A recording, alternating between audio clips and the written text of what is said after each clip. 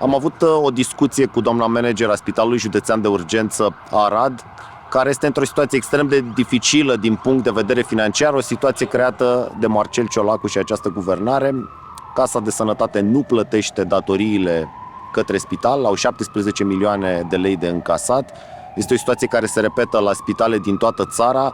Practic au lăsat fără bani sistemul medical și acești oameni care ar trebui să se concentreze asupra actului medical, asupra investițiilor, asupra pacienților, nu știu cum să mai scoată la capăt cu facturile, cu datoriile în care i-a băgat această guvernare. Este complet iresponsabil să tratezi țara în acest fel, să bagi firme în faliment, să bagi spitale în penalități și într-o situație financiară extrem de grea.